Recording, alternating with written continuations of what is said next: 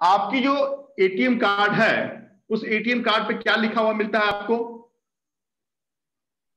Master card, visa, visa,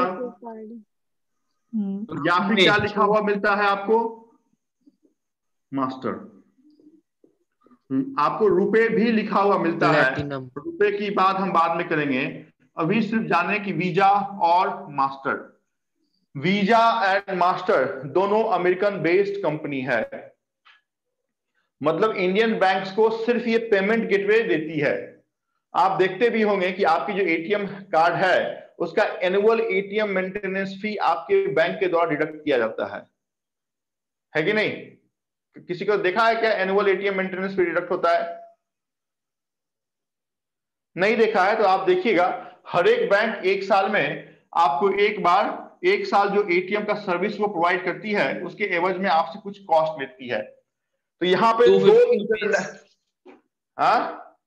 250 rupees something ना sir? हाँ, तो that depend on the variant of card कि platinum है, गोल्ड है, सिल्वर है, उसके आधार पे वो चार्जेस हैं। कहने का मतलब ये है कि दीज आर फॉरेन प्लेयर्स। ये पेमेंट गेटवे देने वाली ऑर्गेनाइजेशन है, यूएस बेस्ड ऑर्गेनाइजेशन है, and the oldest payment gateway system in the world, जिसकी शुरुआत कौन से ईयर में हुई और उसकी हेडक्वार्टर कहां है, 2 बार आपकी प्रोबेशनरी ऑफिसर एग्जामिनेशन में आपसे पूछ लिया गया है। तो आप जाने कि वीजा सबसे ओल्डेस्ट पेमेंट गेटवे है in the world. Oldest in the world. Oldest in the world क्या? तालाब या नहर? Gateway. Oldest gateway in the world started in the year 1958 and the headquarter is in California, and this California is the states of United States. दूसरा, master 1979 कहां पे है? तो ये है आपकी न्यूयॉर्क। न्यूयॉर्क कहां है? यूएसए का पार्ट है। दोनों में आप लिखें, लेफ्ट हैंड साइड लिखें वीजा, राइट हैंड साइड लिखें मास्टर। वीजा में लिखें oldest payment gateway in the world started in 1958 from California US, and the second player was 1979 New York USA. Master card, visa card, master card.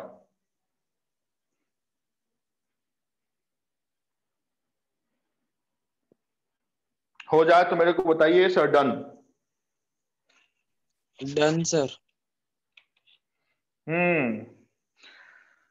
हमारे भारत की आबादी लगभग 130 करोड़ है तो उससे कहीं ज्यादा, लेकिन हम ऑन एन एवरेज अगर लगा के चलें तो 130 करोड़ की हमारी आबादी है। इस 130 करोड़ आबादी में क्या है, तो लगभग 80 करोड़ लोगों के पास बैंक अकाउंट है, और जिनके पास भी बैंक अकाउंट है इसका मतलब है उनके पास एटीएम तो होगा, चाहे वो जनधन योजना के अकाउंट हो, चाहे वो स्मॉल अकाउंट हो, टाइनी अकाउंट हो, किसी भी तरह का अकाउंट है। इसका मतलब उनके पास, मतलब हमने तो सिर्फ जनधन योजना के अंदर 45 करोड़ अकाउंट ओपन किए हैं, 45 करोड़। तो सोच लें कि अगर एटीएम इनको हमने दिया वीजा और मास्टर, और उनके एवज में हम वीजा वाले और मास्टर वाले को हम अगर कमीशन देते हैं तो कितनी बड़ी जो इनकम लीकेज है वो आपकी इंडिया से निकल के इस वीजा और मास्टर को चली जाएगी। यही कारण है कि भारत ने अपना पेमेंट गेटवे सिस्टम लॉन्च किया, और ये गेटवे सिस्टम जिस ईयर में लॉन्च किया गया वो ईयर थी आपकी 2012, और जिस ऑर्गेनाइजेशन ने इस पेमेंट गेटवे को लॉन्च किया उस ऑर्गेनाइजेशन का नाम था national payment corporation of India, जिसका एस्टैब्लिशमेंट हमने आपके ही शहर मुंबई में 2008 में किए हैं। बट मैं यहां से 2008 निकाल देता हूं क्योंकि पता चला कि रुपए कार्ड को ही आप 2008 याद कर लीजिएगा, वो छोड़ दीजिए, वो एनपीसीआई में हम चलेंगे। तो 2008 एनपीसीआई का एस्टैब्लिशमेंट ईयर है, उसकी हम बात करेंगे।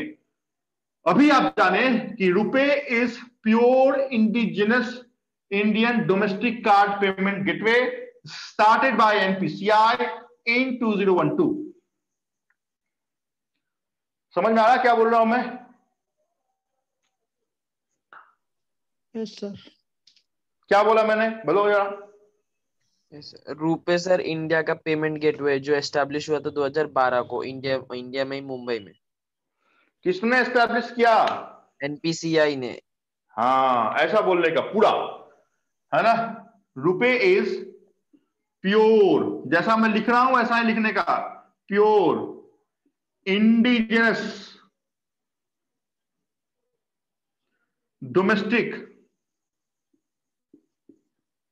इंडिजिनस मतलब इंडिया का, घरेलू मतलब इंडिया के अंदर ही सिर्फ आप इसको यूज कर सकते हैं। ये कार्ड लेके यूएस में चले गए, वहां पर लगा रहे कुछ ना होने वाला है। Is pure indigenous domestic card payment gateway.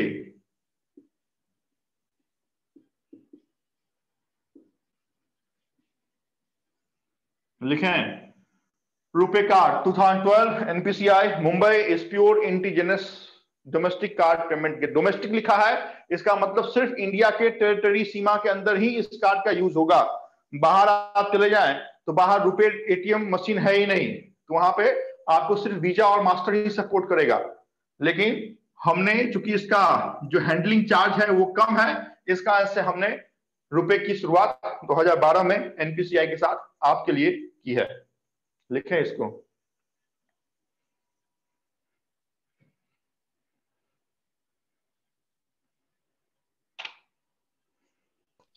Sir बोलिए। सर अब जैसे कि जैसे एयरटेल पेमेंट बैंक हो गई या पेटीएम पेमेंट बैंक हो गई, तो भी एक वर्चुअल डेबिट कार्ड या फिजिकल डेबिट कार्ड देती है, तो वो डेबिट कार्ड हम कोई भी एटीएम मशीन में यूज कर सकते हैं? आवाज नहीं आ रही सर आपकी। हाँ बोलो, अभी आ रही है, बोलो बोलो। सर जैसे एयरटेल पेमेंट बैंक हो गया या पेटीएम पेमेंट बैंक हो गया, तो वो भी एक फिजिकल कार्ड इशू करती है, मतलब चार्जेस पे, तो वो जो कार्ड इशू करती है डेबिट कार्ड, वो हम एटीएम में इस्तेमाल कर सकते हैं? मेरे को ये बताओ, आपने अभी जो दो नाम लिए हैं, आपने अभी दो नाम लिए हैं ना? हाँ। क्या नाम लिया, फिर से नाम लो जरा। एयरटेल पेमेंट बैंक और Paytm payment bank. Yes, small और पेमेंट बैंक, ये दो टाइप की बैंक है, लेकिन है क्या ये एनबीएफसी की बैंक है? बैंक। ये आपको कौन सा, एक मिनट, तो ये आपको कौन सा कार्ड देगी? डेबिट कार्ड ही ना सर? मतलब ब्राउन लेवल देगी ना? हाँ। तो ब्राउन लेवल डेबिट कार्ड होता है, और हाँ। डेबिट कार्ड से आप किसी भी बैंक के एटीएम से पैसे निकाल सकते हैं। हाँ, तो खत्म हो गया काम। तो निकल जाएगा ना मतलब सर? बिल्कुल बिंदास निकलेगा। Okay sir. ठीक है, देखिए एटीएम कार्ड और डेबिट कार्ड में अंतर क्या है वो मैं आपको यहां पर क्लियर कर देता हूं। आप अगर 2010 से पुराने, आपको किसी कोऑपरेटिव, अभी भी देखिएगा तो कोई कोऑपरेटिव अगर बैंक है, बहुत छोटी कोऑपरेटिव बैंक है, उसने आपको एटीएम कार्ड दिया है, तो सिर्फ उसी कोऑपरेटिव बैंक के एटीएम से आप पैसा निकाल सकते हैं, आप दूसरे बैंक में यूज ही नहीं कर सकते हैं, वो बताएगा कार्ड नॉट ऑथेंटिकेटेड, है ना। तो एटीएम कार्ड का कंसेप्ट था कि सिर्फ उसी बैंक के एटीएम से पैसा जाएगा और आएगा। लेकिन आज के डेट में क्या हो गया, तो ATM card become a debit card. तो डेबिट कार्ड जैसे ही हुआ तो वो क्या हो गया, तो सीबीएस सिस्टम से जुड़ गया। हर एक बैंक के नेटवर्क जो है आपस में जुड़े हुए हैं, क्योंकि सीबीएस सिस्टम हमारा काम कर रहा है। और सीबीएस का फुल फॉर्म लास्ट क्लास में बताया था, कोर बैंकिंग सॉल्यूशन, और फर्दर मैंने कोर का भी फुल फॉर्म बताया था, centralised online real time exchange. तो आप किसी भी बैंक के एटीएम से पैसे विड्रॉ कर सकते हैं।